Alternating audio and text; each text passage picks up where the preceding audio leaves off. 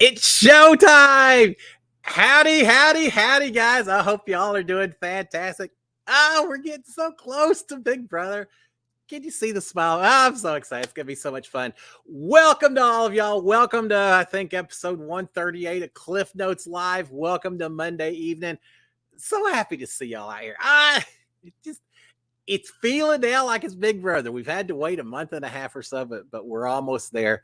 A week and a half more. I don't know if I can handle another week and a half. I hope y'all are doing all fantastic. Before we're going to talk a lot of Big Brother, but before we do that, a big old SKD 143. I love my wife. I love my kids. I love reality fans. I especially love Big Brother reality fans. And you guys out here watching live, watch on replay, you're the cream of the crop. It makes Monday night so much more fun. So thank you. I hope y'all enjoy it. And part of what I enjoy so much, and I know I've said before, it's the interaction. Y'all know me. I could talk to a brick wall for 4 or 5 hours. Probably take 4 hours before I realized they weren't responding. I could talk for a long time, but getting input from you guys, questions, and having the conversation discussion, that's what makes it fun. So thank you for that. Now, with that being said, before we're going further, if you haven't done so, with the new season coming up, with me dropping a lot more videos here pretty quick, recaps and all that, if you haven't already done so, please consider going out, subscribing to my channel, turn on the notifications so when I put out some huge spoiler or something, you'll be the first to know. And while you're out there, you can always hit the thumbs up. I'm big into the thumbs up, right? So I certainly do appreciate that. But most importantly, I appreciate y'all being out here. How are you doing? It's actually spent a little time outside trying to get a little tan because I know I'm not going to be getting a whole lot over the next 3.5 months or so. I almost was a little bit late because, you know, as the new season comes up, I start thinking about my old season, my season 4 years ago. I went out, I was looking for some pictures to do as teasers and things like that. And kind of fell into the rabbit hole of going back and reading all the recaps from my season, all these reminders of things that were going on. Some things, because I still haven't seen my whole season, some things that to this day, I wasn't completely aware of some of the conversations that were taking place. So that's always fun, fun memories and all that. But anyway, we'll talk more Big Brother. Before we do that, let me go out there and see who all's out here and give y'all a big old howdy. Keith Franken, howdy, Keith. How are you doing? Mark Taylor as well. You got all kinds of questions, Mark. We'll talk about those in a second. Marilyn Sutherland, Michelle Moore, Jake the Horror Movie Geek, Chicky D, a kitty. Glad to see you out here, Chicky D. Marilyn, did I mention your name? If not, or if I did, howdy again. Abby Love as well. Cindy Hire. Hey, Cindy, how you doing? Andy W. God, love recognizing all these names out here. Let's see. Michelle, Juma Muhammad. Juma, welcome aboard. JP as well. Crosstrack. I got everyone out here this evening. Let's see. Ma, I wouldn't forget you, right? As well, we've got, let's see who else we've got here. Angie out here also. Let me look through here real quick. I think we're about Noah Lemon. Hey, Noah, how are you? And did I miss anyone? The Angel's grandma. Okay, I love that login name. You know, I was trying to remember about Ellen Madison as well. And Wyatt Garrett. Oh, see, I'm still behind. Angel's grandma. Wyatt Garrett. Wyatt, how are you? Paula Scar. And I think that is about it. And the Captain Lee fan and Batman. Oh, I've been watching me some Below Deck. I understand the reference. So yeah, I hope y'all are all doing fantastic. I know there's some questions out there, so let me go ahead and get to those real quick. First of all, for those of you who are new to the show, welcome. We just have fun here on Monday nights. Starting a week and a half or so from now, I'll be doing the recaps. I'll be doing a lot more videos every morning. 15-20 minutes talking about what happened overnight inside the Big Brother house. We get live feeds. That's always nice to hear. You know, after Canada cut them off, I wasn't 100%, but we've got the live feeds. We'll see if maybe these goofballs go to bed at some point so that I can actually do the recaps myself. I talked to Turner from last season. I gave him a hard time. Said, man, those producers never made y'all stay up during the day, so y'all stayed up all night long. Makes it tough to do the morning recaps, and he laughed about that. But hopefully I'll be able to squeeze a little bit of sleep in once they go to bed over there. That's going to be so much fun. All right, a few questions as we get going. We'll jump right into it. We only have an hour, and I always run out of time, so let's jump into it. Mark Taylor, if you took the non-winners, who is your top three, and are you on the show Wednesday? Well, that'd be I don't know about being on the show, Mark. They don't pay me residuals, just like those old writers and actors strike. Us reality folks don't get any kind of residuals. So no one called to say, hey, Cliff, do you mind if we put you on the show? Who knows? I was trying to think what, because for those of you who don't know, it's a retrospective on the first 24 seasons, I guess. It's going to be on Wednesday of this week, and then the Big Brother starts the following week. I don't know, is it an hour? Is it an hour and a half long? I can't remember, but with 24 seasons, you've only got a couple of minutes per season if they want to cover it chronologically. I assume they're going to cover the big highlights, the biggest fights, the biggest betrayals, all that kind of stuff, the best of type deal. And I was trying to think, where would Old Cliff Hogg fit in if they wanted to have the best of or the craziest of or anything like that? And I figure my battle back, Victor and myself are I think, kind of tied for the most times we had to fight to get back into the house. So maybe I could make an appearance there. If they had who had the biggest mouth, it could probably be me as well. But now I was thinking about if you had the biggest like eavesdropping or anything like that. Really, we had two our season. We had Mickey listening in on Tommy and Nicole and I talking. Then earlier in the season, Christy listening in on me as well. I could maybe show up for that one, right?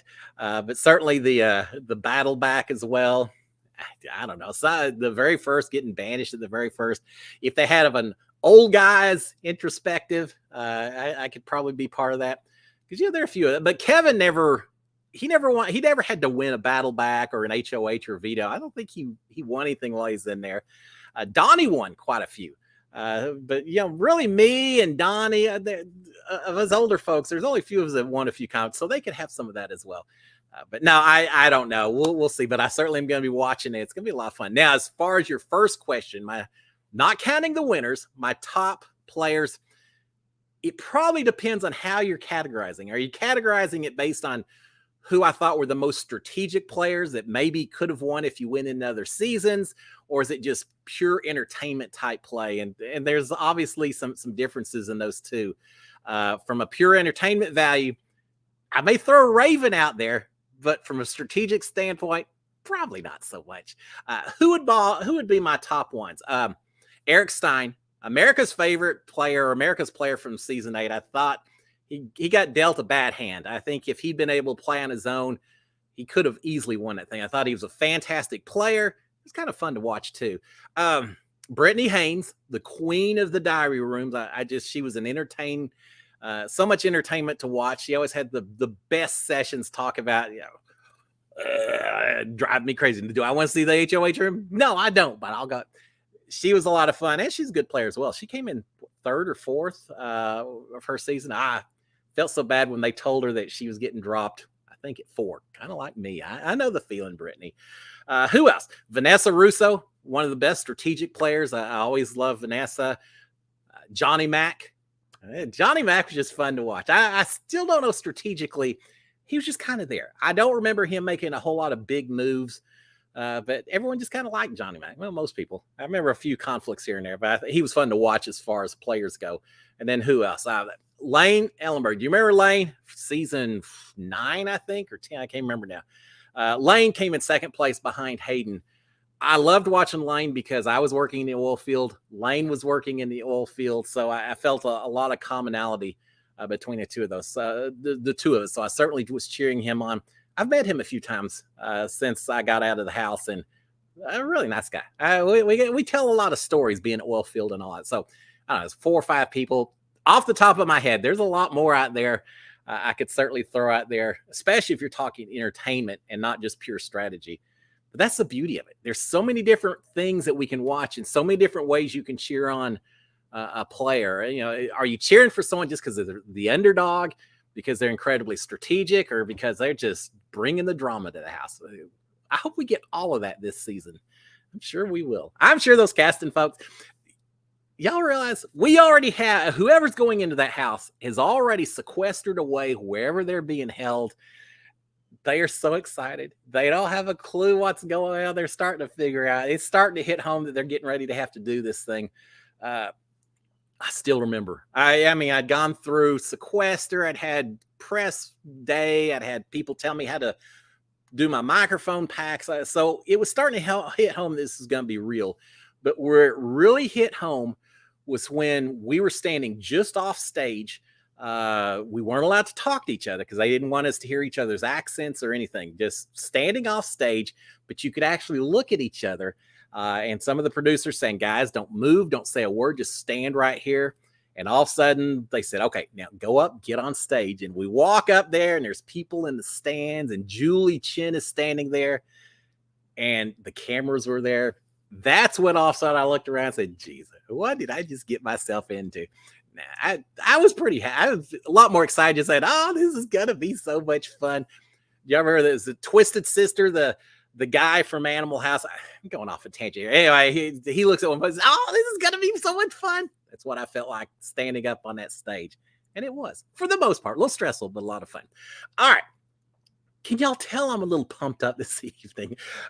Jake the Horror Movie Geek. Totally stoked. Motor City Nightmares is this weekend. It's a horror movie convention in something, Michigan. I lost it. Fix my glass up.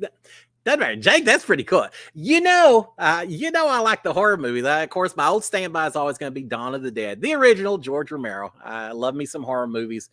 I got hooked in. I love The Walking Dead. And then I felt like it really fell off the last few seasons. I still watched it because I'm a stubborn kind of guy. And I was going to watch it to the end. But I didn't enjoy it nearly as much. Now I got hooked into this whole The Walking Dead, this Dead City now has Negan and Maggie. And they're working together, which I'd never work with Negan if he did to my spouse what he did to Maggie's. But those of you who watch know what I'm talking about, right? But now I got hooked on it again, so I just can't get away from my horror movies. Yeah, that's pretty cool, Jake. Who knows what kind of people are at those kind of things. So, yeah, we've talked horror movies before. We'll do it some other day because I know you and me and Cindy. There are a few folks out there that love us little chills and thrills here in our movies. So, yeah, have fun, have a blast. Let me know who you meet. All right, Andy W. Hey, Andy. Driving 11 hours home to Oregon tomorrow. Well, I feel for you, friend. That 11 hours, that'll get you to the other side of the state of Texas from where I'm at. Literally, when we used to live out in West Texas, Sharon and I would come in and visit her folks here in Houston. It was 10, 11, 12 hours. It's a big state. A lot of driving involved. So, have fun, stay safe, take breaks, get that old Spotify going. If you wanted to, you can go out and just listen to a recap of Big Brother, season 21, if you want. You may have all kinds. I'm sure there's all kinds of opportunities to go out and get refreshed up on past seasons before we start. But stay safe, have fun in Oregon. I've never really spent any time in Oregon. I've been through the airports quickly, and that's about it. But have fun. All right, Cindy saying, cool shirt. Yeah, we'll talk about that. Can't be B. And JP saying, this isn't a screen behind Cliff. It's actually painted. He actually painted that background. Yeah, if you knew who I am as an artist, you'd know better than that. After I got booted from the house, I actually did have to do 2 paintings, I don't know, like 4x5, 6x6 squares that they were going to auction off for charity. I never heard if they actually got auctioned off. Which may say something about the talent level or lack of for my particular season. Because I found out later everyone had to do paintings. But I thought mine were cool. One was a scene like I was down on the ground looking up in the backyard. So it had 4 walls, and every one of the walls had something that was negative about Big Brother: stress, betrayal. I had those as the walls. And then up in the sky, I'd written words like freedom and pride and character and integrity and all these things that I thought were positives about playing a game potentially. I thought that was kind of symbolic, allegorical or something. Y'all know what I mean. And then the other one was I did a hand holding a torch, and the torch said, I think, integrity, and had my hand, and I thought I did okay considering I've had 0 actual art instruction. But no, JP, I did not paint that. Do y'all know what this is? For those of you who don't, Julie Chen just posted a few hours ago. It's been pretty quick, right before the show started, a teaser. And she said that they wanted to wait until all the house guests were in sequester before they released it, because there's all kinds of clues hidden in this. I don't know what they are. And I don't trust any hints. I don't trust any rumors. You're going to see so much stuff between now and when the season starts. Don't believe any of it. There's so many people that just want to get clicks, and they'll put stuff out there. Someone who's going to be a house guest, maybe not. A new twist that's involved. None of us know. Now, maybe there's some people that are truly getting information, but I believe this. I think most of the people that truly are getting info probably don't go out of their way to post it online. There may be some, because we've seen leaks in the past, but I know personally, I've gotten a few hints here or there over past seasons, little things here and there, and I always held it close. I'm not going to ruin someone's game or create issues, and I think most people do that. So I take everything with a grain of salt. But Julie Chen is the one who came out and said that, yeah, there's all kinds of hints in the painting above. And so as I look at that, I can't see anything. It looks like it could maybe be a comic book up here, right? Some sort of something, or over here, wham bow, something like that. You get over here, does look like little alien hands. All I could think was Al, the alien from our season, showed up and irritated, harassed Jack, and enjoyed every bit of watching that. That guy's hilarious. It was so much fun. I don't know. But it does look, those vibrant, bright colors. Looks like it maybe has something to do with comics. Maybe. What if they had heroes versus villains? Of course, how would you like to be brought in? A brand new person, newbie. I don't think they've got returning cast. We've talked about that. Just newbies. And they immediately say, yeah, you're going to be assigned to be a villain. I don't know. But you could have maybe, I don't know, heroes and villains and the city folk that are just there to just like, oh, save me, Superman. I don't know. You could have that. We talked last week about the fact that I've heard rumors from a couple of different folks that we could have 18 people this season. I don't have any verification. I still don't. But then I saw some people saying, oh, Cliff said there's going to be 18. I don't know if there's going to be 18 or not. I just heard the same rumor that a lot of other people are hearing as well. But if we did have 18, how cool would it be, maybe, if you started off with 3 groups of 6? You have 3 tribes. I mean, Survivor does it all the time. Have 3 groups of 6 that maybe compete together for a few weeks, or one of the 3 groups is the down group that is at risk or something. I don't know. We know there's going to be twists. Maybe you could have something like that, and maybe it would force people to work together that normally wouldn't work together. Because just like my season, what I don't want to see is all the cliques, the cool kids. Y'all know what I mean, right? The cool kids getting together, form an alliance, and go after everyone else that maybe is a little bit stands out from everyone else in the group for age, for whatever diversity. Of course, we should have the same as the last few years, a little bit better diversity. Not so much as age. I'm still waiting on that. Still keeping my fingers crossed. But no, I want to see something that forces people to work together that normally wouldn't work together, that forces them to shift their strategies from the very beginning. And if they get in there and they're assigned another group that they have to work with, or they pick people at the beginning, I don't know. And again, I'm just shooting off the cuff. I don't know what these twists are going to be, but I'm excited to find out. But yeah, y'all tell me, what do you see up here in these things that you think could be clues or hints? Because I'm not an art critic and I can't figure this stuff out. But if y'all got any hints or information, let me know, because I want to know. I'm going to have to wait, but I can't wait. All right, Noah Lemon, what's the longest flight you've ever been on? I've been on some long ones, Noah. I think probably the longest single flight, because I've been on some where it was 24 hours plus, with some stops in between. But the longest flight, I think, was probably from London to Kuala Lumpur. I want to say that was 10 and a half, 11 hours. It was a long flight.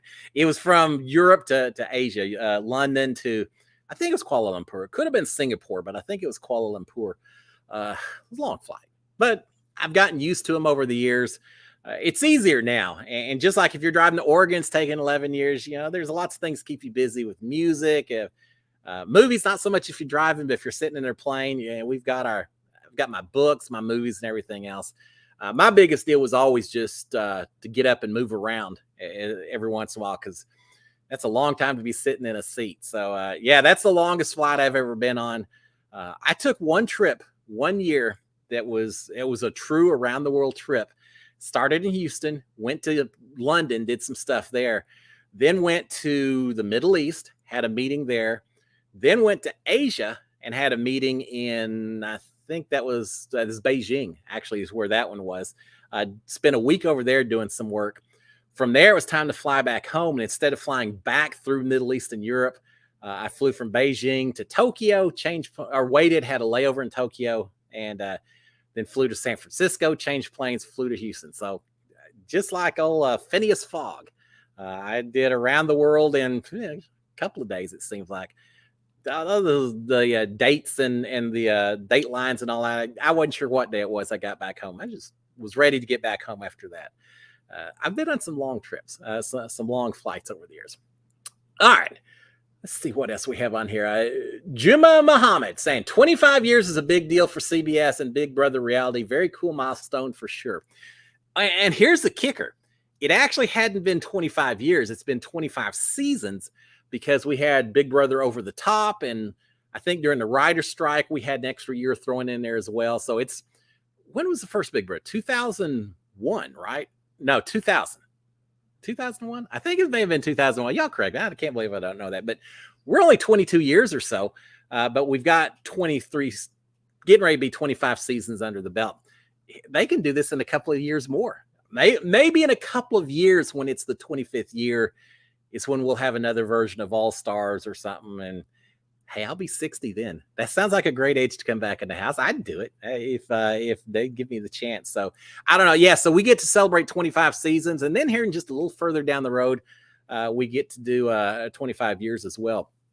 They talked to Julie Chen, a little interview, and said, what do you think? She said that she almost didn't get the role. I can't remember who was going to get it instead. Meredith Vieira. I think she had said they almost went to Meredith Vieira instead. Would it have been a different show? They don't have the same input as Jeff Probst, Julie, since she doesn't actually, she does the interviews afterwards, but isn't in the house asking questions. I still think it'd be a little different, but she said that she's going to stick with the show as long as the show sticks around, and as long as the show stays with something that she's proud of and she likes, and that she expects that to be, I don't think she said forever, but hopefully a long time. But yeah, she certainly talked as though this isn't something that shuts down anytime soon. So yeah, maybe we'll be celebrating the 50th somewhere down the road. And at that point, then I'll be like 83 or so, and I'll still be ready to go in the house. Jerry doesn't have anything on me when I go back in 10 years older than he was when he went in the house. I may be a little bit slower on a few of those competitions, but I'll still give it everything I got. All right. The Captain Lee and Batman. Watch some old clips from fights of past Big Brother. Reagan and Rachel were favorites. Reagan put Rachel in her place. Reagan was brutal with Rachel. He was making fun of the fact that I guess she'd been a cocktail waitress in Vegas. I remember him saying, cigarette, drinks, cigarettes, drinks. And she, normally she's not the kind that steps back. You could see her really trying to process that information. He was good at it. That was tough. I mean, there have been a lot of fights over the years. His and Rachel, I'll always remember. Bailey and Tyler, she bleeding from the mouth. She was very upset as well. My season, we had Taco Tuesday. Although I feel like Taco Tuesday, Christy and Nick, they were upset, but I feel like some fights in the past have gone to an extra level. Evil Dick and Jen, and she messed up all his cigarettes. He pours water all over her. That was rough. And then you get Josh and Mark with him banging the pans, Mark throwing the pickle juice in his face. And then you have some where people got kicked off. We won't even go into details with those, but I understand it. Now, having been in the house, I get it, how you can just sit there and after a few weeks say, if this person says one more thing, I am so irritated having to listen to this person morning, noon, and night, and there's no getting away from it. I had people like that in my house, and I won't throw out a lot of names now, maybe somewhere down the road, but there were loud people in my house, and I didn't get to that level.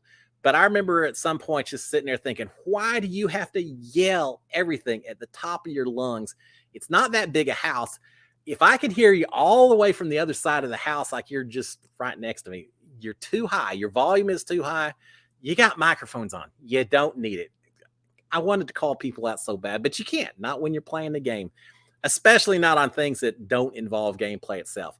But I certainly was on edge at times, and I can see how other people, especially if they were irritated with someone and that someone was affecting their game and their potential ability to stay in the house. It doesn't take much. So, yeah, now that I've been in the house, I watched some of those past fights as well.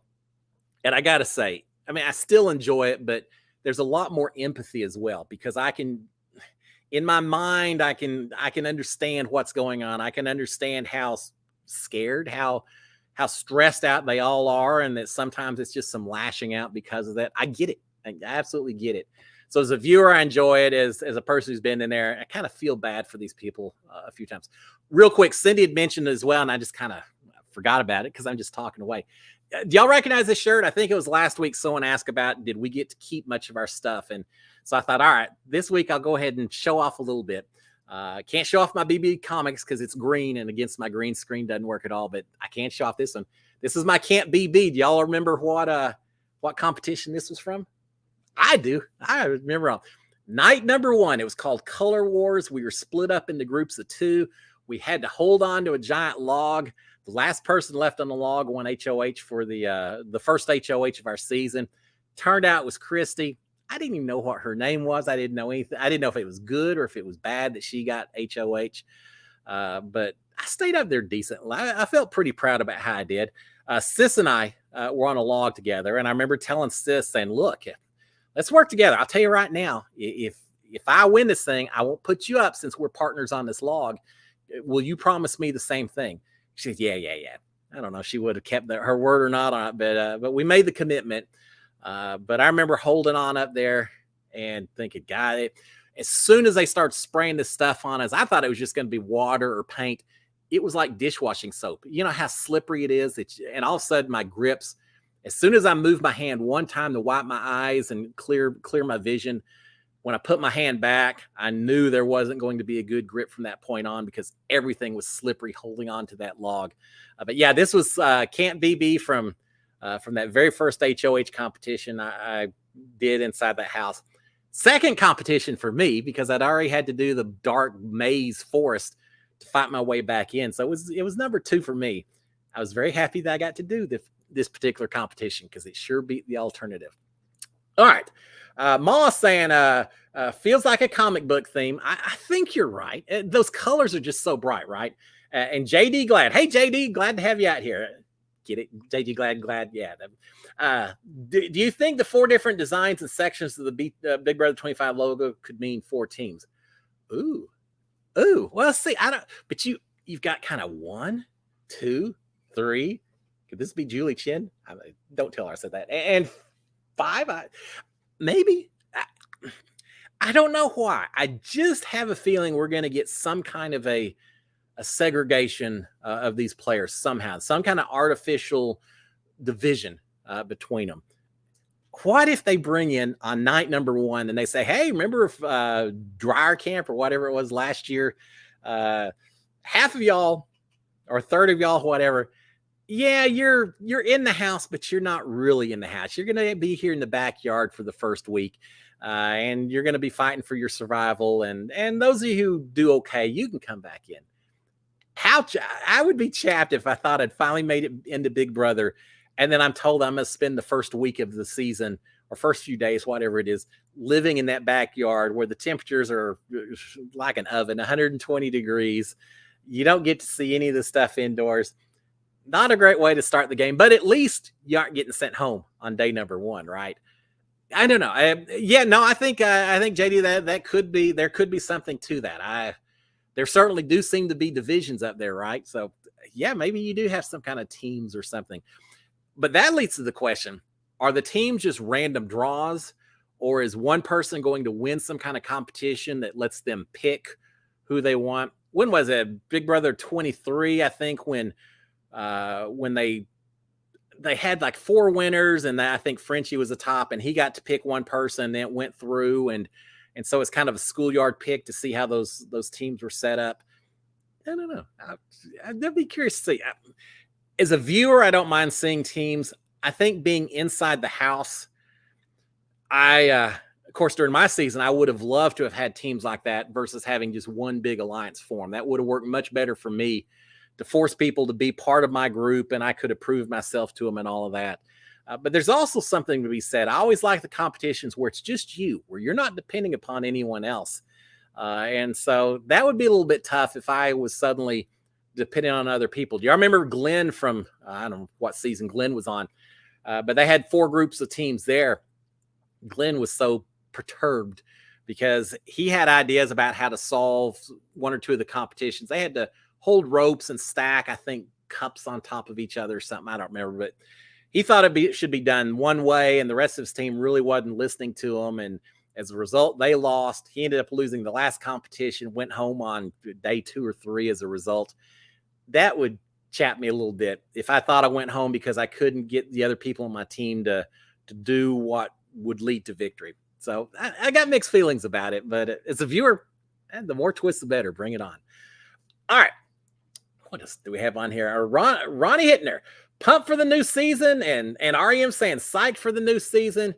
Chicky D saying looking forward to tomorrow night's entertainment tonight, and Big Brother. Man, all of us. It's like Christmas around here, right? It's Sharon's going to get so tired because it's not as I don't talk still a lot of Big Brother, but especially during the season, I'll be throwing out a lot of facts. I'll be saying, I remember when I did that. Or I remember when they told us that. I hated that. And she'll say, yeah, I know. You told me that last year and the year before. Now, it's actually fun because every year I'll still throw some things out that somehow I just never thought to mention to her. And she'll throw out a few things as well that I either forgot or that I wasn't aware of as well. So, yeah, it's a fun time of the year. I remember before I ever went on the show. Do you remember as a kid, some of you who were old enough when we had prime time network TV and not all these other channels, way before Disney, Nickelodeon, and all that, just regular old channels, they would announce what the new cartoons for the new season were going to be, like that on a Friday night. And I would watch it. I'd be so excited. It'd be like I'm filling out my Academy Award picks or something. Picking, all right, at 7:30, I'm going to watch this. At 8 o'clock, I'm going to watch this. Had my whole Saturday morning scheduled. I would wake up early on that Saturday morning so I could watch all of these brand new cartoons from daybreak till noon's usually when they shut down. It was my own TV version of Christmas, right? You're just so excited, something new and all that. I felt the same way with Big Brother way before I ever went in the show. I remember when they did the cast reveals, I would just be out there clicking refresh and trying every few minutes to see when those things were going to pop up. And then we would watch each cast person. Oh, they're going to be fun, or they're going to be a mess. It was that level of excitement. And now, having been on the show, the excitement level is only this much higher, a lot higher. So yeah, it's going to be great. All right. What else do we have on here? Mark saying, are the feeds going to be on Wednesday or Thursday? My guess, and it's strictly a guess, but I think that the feeds will come on pretty quick based on past years. So the move-in is going to be on Wednesday, right? I would expect that on Wednesday we'll see the live move-in. I think the feeds will not be on when the show's over because they're going to want the people over on the West Coast to watch the episode as well. So feeds won't come on until the West Coast is finished watching the show. Once they have finished watching the show, then I think the feeds will probably pop back on. And so West Coast feeds, let's see, it's like 7 o'clock, 8 o'clock East Coast, 7 o'clock here, I think. So that would be the same over there. 7 o'clock West Coast time, which is 9 o'clock here, over an hour. I bet around midnight, 1, somewhere around there, East Coast Central Time Zone. somewhere around there, I think we'll have the feeds turned back on. But I think we're gonna have a few hours downtime while they finish up the episode on the West Coast before we see them come back on. So I expect it to be on late Wednesday night, early Thursday morning, something like that. And they may prove me completely wrong, especially if they're having like an HOH competition on day number 1 or something. Of course, if it's a live move-in, I expect that'll be part of the episode itself. I don't know. Well, we'll find out. But yeah, I kind of think late Wednesday night is when they're going to turn on. I'll be checking. I'll know exactly because I'll be hitting refresh on that computer every minute. All right, Cross Track 6. I'm so glad to hear from you guys. Heard they're bringing keys back, and Abby Love saying I miss the old key box. I do too. I thought there was a lot more drama in having those keys because you see someone pull their key. It's like, oh my God, now there's only 4 of us left. Oh my God, now there's only 3 of us left. I better be the next key. So I think there was a much better buildup of drama with the old key wheel as opposed to the way they do it now. I think the difference, though, and the reason they changed is because of time.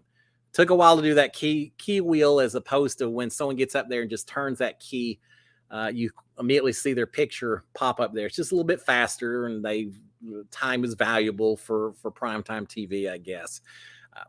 I will say, I don't know if I could have handled that key wheel.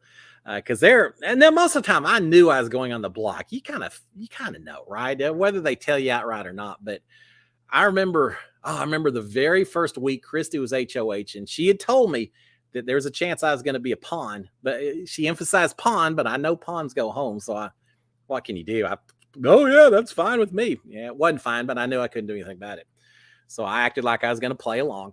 But I remember sitting there and she turned that key and it seemed to take forever for my face to light up on that screen. But when it did, it's like, oh, geez, here we go. And then Kat's face lit up right after mine did as well. That is just such a sinking feeling when you then see your face up there for at least the next few days, at least until the veto ceremony. And even worse, if it's still up there after the veto ceremony, you know that there's just no relaxation. Yeah, you're going to be on edge. People are going to be looking at you funny for the whole week. I hate the sympathy way that people would come with. I'm sorry, Cliff. No, you aren't sorry. You're probably the one pushing to get me up there. But thank you. I appreciate it. Yeah, seeing your face up there is hard enough when they turn the key. If it was a key wheel, maybe have a heart attack before they even got to my name at that point. But yeah, I'd like to see them bring it back too. I don't know if they're bringing back. I think Julie Chen or CBS, one or the other, had posted a picture of the key wheel. Hopefully that's a hint. They're doing old stuff. That bring back the key wheel, bring back some luxury competitions for food or whatever. Make have-nots a whole lot worse than they've been for the past few years. Those are some of the things that I'd like to see, and some old school competitions also. I'm all for that.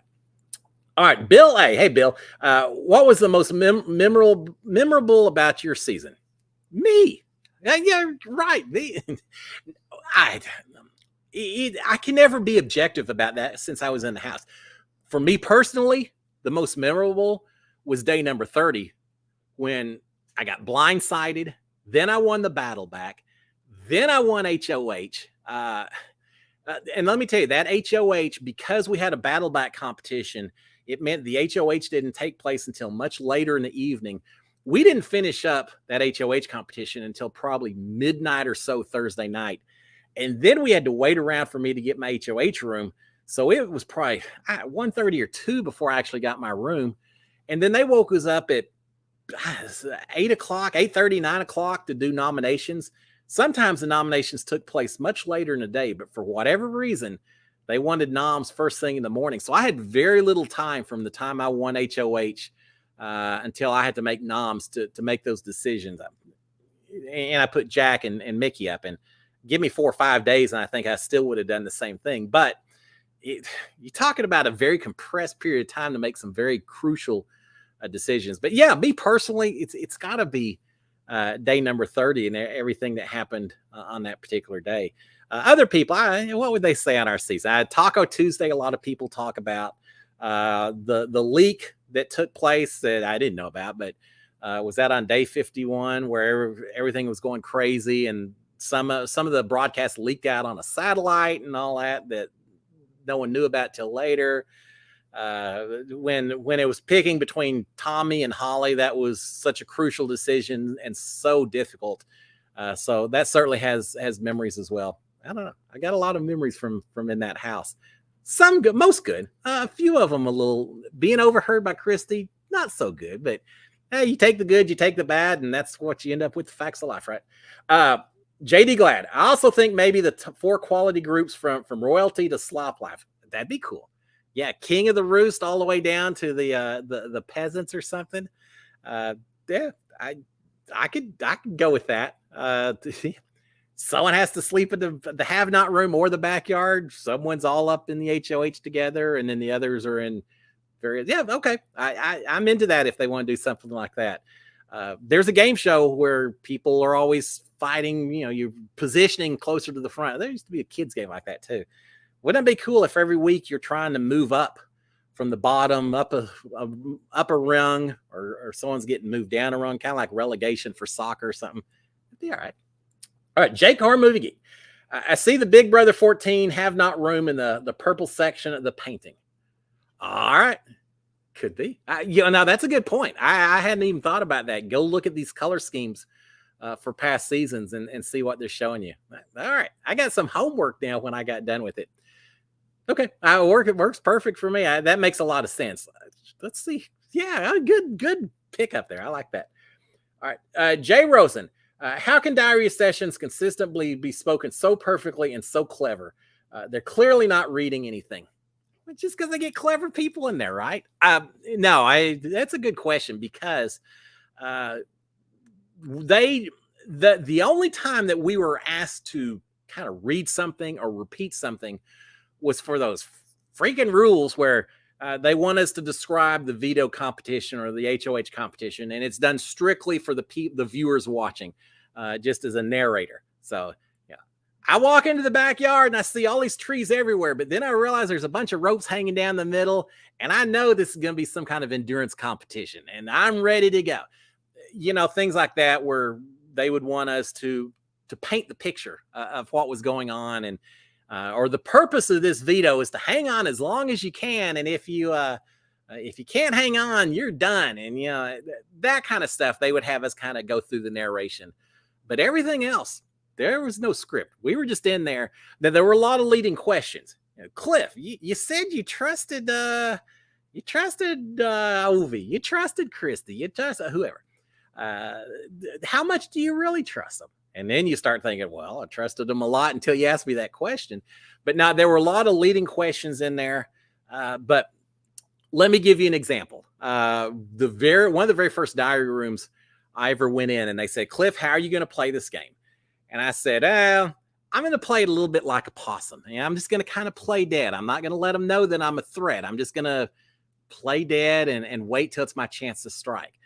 And they said, well, possums do that? And I said, yeah, we got them all over in Texas. They just lay in the ground and play dead. And they said, well, we didn't really know that. And I said, yeah, just I can lay here on the couch.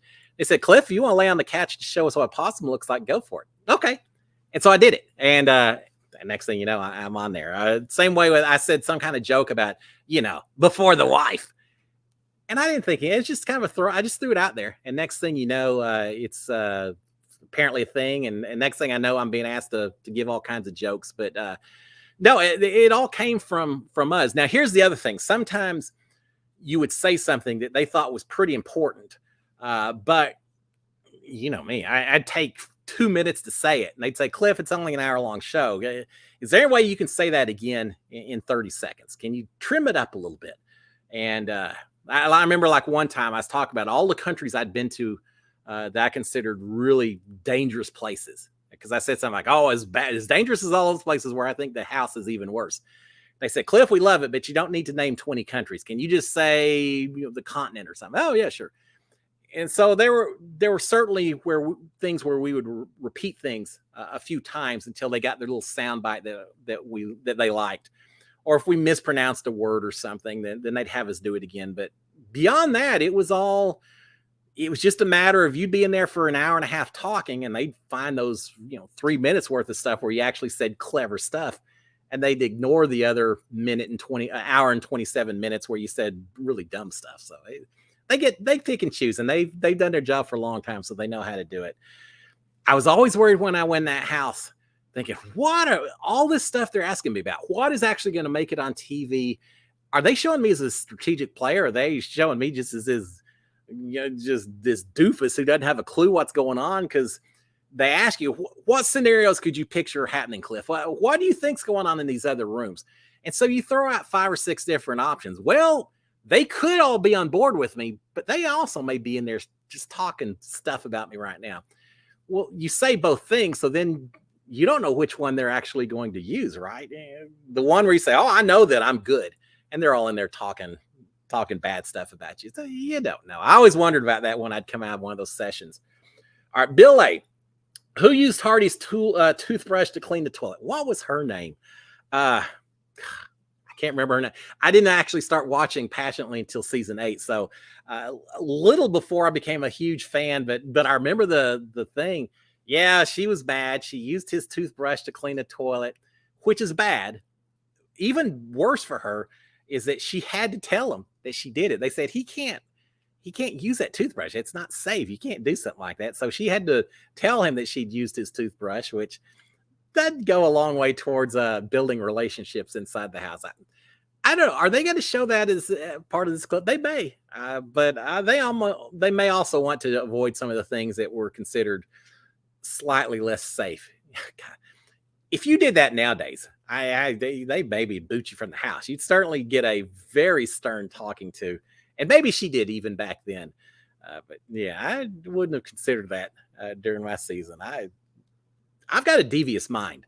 And there's certainly inside my mind while I was in there, all kinds of things I wanted to do to all kinds of people, but I wasn't going to do it. I can't really do that. All right. Let's see what we got. Abby Love saying the smelling competition was something. You know what? For those of you who don't know, we had whacktivities. One competition was smelling horrific wolf urine, fox urine, durian fruits. I didn't know there's difference in the urine of a fox versus a wolf. I know now because I had to smell them all. Horrific, terrible. They had that competition. They also had a competition where you had to grab snakes, pull them out of the way, and find 2 that matched each other, which Jack won. And then you had to have one that they had a bunch of, I think, hissing cockroaches, and you had to push them out of the way so you'd see a big chart like a rebus or something, and you had to solve the word puzzle. Why didn't I get either one of those? I've worked way too long in the oil field around hydrogen sulfide, which tends to burn out your sense of smell. And I don't have the best sense of smell in the world. So when I heard that, I was like, this is not my competition. But I tried. But I had that. My mom's a science teacher, raised snakes in our house all while I was growing up. So moving around a few snakes wouldn't have been anything at all. And bugs don't scare me that much. I would have loved to have had that comp win that Diamond Power veto instead of Christy. And I guarantee I would have beat her in that competition. I'm good at word puzzles. I would have beat her, and then I wouldn't have had to worry about her using that power. Everything would have been different. But yeah, that smell competition, it was so bad, and y'all couldn't see it on TV. But even after the competition was over, Nicole and Ovi and Kat and I came back in, and we could still smell it on our clothes. It was burned into our noses. For someone that doesn't have much of a sense of smell, I smelled a lot that week. It's horrific. I don't know where they came up with that stuff. It was a fun competition, I suppose, but not one of my strengths. Yeah, it was pretty disgusting. Cindy Hire saying, how about team rooms? Yeah, you could easily do that. You could have a have-not, an HOH, 2 bedrooms. There you go. Four rooms. And then you have people in there talking. How gutsy are you going to be if you're on team B to go into team C's bedroom and hang out with them? You may pick up some scoop, but then you may have team A wondering if you're aligning. Yeah, I could see a lot of stuff going on like that if you're kind of assigned a place to stay. And then how much time do you spend? Do you really try to build up that team and build up solidarity by making sure that you talk to them more than anyone else? Or do you try to extend your feelers to all the other teams and make sure that you're not not their target at all? It may depend on the rules. It may depend on if everyone votes for anyone on any team versus one team is the losing team. Someone from there goes home. I don't know, but yeah, I can see that. I can see the more y'all talk about 4 teams, the more I'm intrigued by it. Now, if you have 4 teams, that means you're probably back down to 16 house guests, which could be an absolute possibility. That's what we have every year typically. So 4 people per team. Yeah, I don't know. We'll see. Or maybe you have 17 team members and one person's HOH and then 4 teams of 4 something. No. We're going to find out. Mark's saying, does Big Brother clean the clothes after they were demolished with goo? No, they don't. For the most part, that's not the case. Now, after a competition like that, lots of times you'll take your shoes off. Lots of times comps, sneakers are provided for you. And so you may just leave them outside the door in the backyard and they just mysteriously disappear and are washed and put back into production somewhere down the road. I'd get shoes and I'd look down and it'd have Lane's name or Josh's name or someone else still written on the bottom of the shoe. Kind of creepy knowing that you're wearing shoes that other people have been wearing for years and years and years, but whatever. But no, for the most part, we would go inside with our clothes. We'd try to wash off best we could. If it's really a lot of goo, you go stand in the shower, wash it down as much as you can, change in the new clothes, and then typically as soon as the backyard was available, go throw them all in the washer and clean them all up. So yeah, the worst for us was a slip and slide. And I know I mentioned this last week, so we won't go into a lot of detail, but lots of Crisco or lard or whatever it is, horrible to get out of clothes. And I think Kat and Holly, whoever was still left in the house, helped get those out with a lot of hot water. But yeah, we had to clean all that stuff ourselves. TV's fan saying, rewatching season 21, love you. Well, thank you. I appreciate TV fan. I tried. I gave it everything I could. I appreciate the support. Had a lot of fun. It was great. Angie saying they should have a season where it's all retro technology. Well, like an abacus and a mechanical cashier machine or something. It's funny when you say retro technology, I start thinking about things that I know how to do that other people would. Just put all the instructions in cursive. I could dominate because I know how to read cursive. I'm not sure everyone else does in this deal. Or yeah, just have a dial-up phone. Feel free to get as many hints as you want from this pay phone, but there's no push buttons. You got to actually dial a number. I laugh about that because I think, well, everyone knows how to do that, right? But then I've seen some videos online where I'm amazed at people who don't necessarily understand some of that older technology. Yeah, as long as they don't go back to standard def on the cameras and everything else. I've tried to watch some of the earlier seasons. It's hard. High definition has spoiled me. It's tough to go back and see the picture quality from some of those earlier seasons. But yeah, it'd be cool. I'd have some old pagers in there to get your attention or something.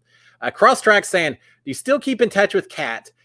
Yeah, unfortunately, she's so busy. Right? We haven't actually met up in a while, but she was in Houston last weekend for one of the Miss USA competitions or a beauty competition. Unfortunately, I was out last weekend, so our paths just missed out a little bit. But yeah, during the season, she does stuff, and she'll call me, and I'll give her some comments, or I'll grab her, and we'll always give each other a hard time on tweets and things like that. So yeah, we stay in touch. I haven't actually run into her in person in 6 months or so, but yeah, most people in my season I try to keep up with. Matthew Bryson says, who do you think the house guests are going to be? I don't know, Matthew. I don't have a clue. I think they'll all be newbies. I don't think we're going to have any returning house guests. Who do I think that'd be? I think we'll have a beauty queen in the house.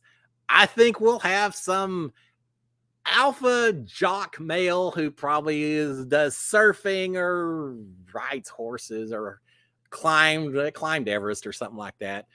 We'll have someone who looks like the most socially awkward person that you could ever imagine, that is quiet and scared to even speak up at all, and they'll turn out to be a dynamo force at the end of it. You'll have, the stereotype, right? You'll have one probably old guy, although I think they need a few more older women to balance it out some. You'll have some older guy who may or may not have a clue what's going on in the house, and is still talking about Johnny Cash and Hank Williams or something. But I don't know. I hope I don't mind the stereotypes, the character types, right? But I kind of like the fact when they bring in someone, maybe it's some old alpha male jock, but maybe it's someone that turns out to be a really nice, compassionate, completely against character type person. I want to be surprised by the house guests they bring in. I want to see those 16, 17, 18 people. I want to immediately have all kinds of preconceived notions about what kind of person that's going to be just based on what they look like and what their background is. And then to find out that they're all completely wrong. That's what I want. I like thinking that people can't be read by the way they look or what they've done in the past, that there's something else that can shine in each and every one of these people. Yeah, some people may be just the opposite, but I want to be surprised. Beyond that, I don't know. Here's the thing, Matthew. If any one of these people had reached out to me and said they were going to be on the show, I wouldn't have said anything anyway, right? It's happened before, and I wouldn't say anything. I never will because I don't do that. I'm not going to ruin someone's dream. But yeah, I don't know. Now, here's the thing, and I'll finish it. It is 8 o'clock, so we're going to shut down real quick. I'm just going to say this real quick. The house guests, whoever's going to be in there, they're all in sequester, right? They're already, well, you were going to say this. A little advice for families that are potentially watching their loved ones on the show, but I don't have really enough time to do it justice. I'm going to do it next week because certainly we'll be talking a lot of Big Brother. I don't know that we're going to have the cast reveal yet. I kind of expect that we may not get the reveal until Tuesday. I could be wrong, but we'll see. But we'll talk about that next week. Too much to talk about, but that's not a bad problem to have, right? All right, guys. Let's real quick. Win by TKO. Hey, win. Who cleans up after the house gets trashed after hide and seek veto? This guy. Well, this guy along with 4 or 5 others that were still in the house. Yeah, we had to clean it up ourselves. There's no Rosie the robot maid coming in or anything. Now it's all us. We had an agreement because we knew we were going to be cleaning up. We said no one put your veto anywhere in the kitchen because if you do, we're all going to vote you out as punishment. Just leave it at that. No one puts anything in the kitchen. The rest of us all agree we're not going to search the kitchen, which means food and everything doesn't get thrown everywhere. But if anyone goes against that agreement, we're voting you out. And everyone agreed to it. And as a result, our kitchen didn't get messed up. Now, all the other rooms did. And it took us 4 or 5 hours to get all cleaned up. But no, that's all us. And they're not letting us get away with not doing the work in that house. And then Melissa Bryant saying, does the HOH room have a bathtub? Yes, it does. I assume it still does this season. It did during my season. I won HOH. I had messed up my calf during the veto competition during my HOH week. I put it in the hottest water I could, filled it up with Epsom salt, use that as an excuse to sit in that tub and soak in there forever. Very relaxing, very nice. Of course, there's cameras there, so I still had my suit on. You can't have complete freedom, but yeah, it's got a bathtub, and there's a few things that have happened in that bathtub. Haley Broker probably had a little too much of her HOH libations and had quite the event. Just her, and nothing like you may be thinking. Just her a little bit tipsy while she's sitting in the tub, which was fun to watch. So yeah, definitely has a bathtub. All right, guys, with that, we're on that note, we're going to shut it down. It is 8 o'clock or even just a little bit later. I am so excited. As you can tell, I really could have gone another couple hours, but my voice wouldn't handle it. We're going to be talking a lot of Big Brother for the next 3.5 months. So trust me, we'll handle it up. If you've got specific Big Brother questions, shoot them to me on DM. I'll bring them in next week. You don't have to wait till the show itself. If you're watching a replay, send them to me. I'll make sure I cover them next week as part of the discussion. I'm just excited about Big Brother coming back. All right, guys, with that, SKD143. Love my wife, love my kids, love reality TV, love Big Brother, love you guys out here. And as I said at the beginning, if you haven't already done so, please consider going out, subscribing to my channel, turning on the notifications, and hitting that old thumbs up. It's going to be fun. It's the most incredible time of the year. Even if it's a little later than most seasons, it's still coming. Guys, y'all have a great one. Enjoy the outdoors for one last week. Now, don't forget, Wednesday is the Big Brother introspective. I may or may not be on there. If not, that's okay. But we got the retro 25 seasons, and then the real thing starts next Wednesday. We got a show in between that, though, as well. So, guys, y'all have a great one. I will see y'all next Monday. If not before then, who knows? But y'all have a great one. I will talk to y'all later. Cheers, my friends. If I can turn this thing off. I don't really want to. I want to keep talking, but all right. Y'all have a great one, guys. Bye.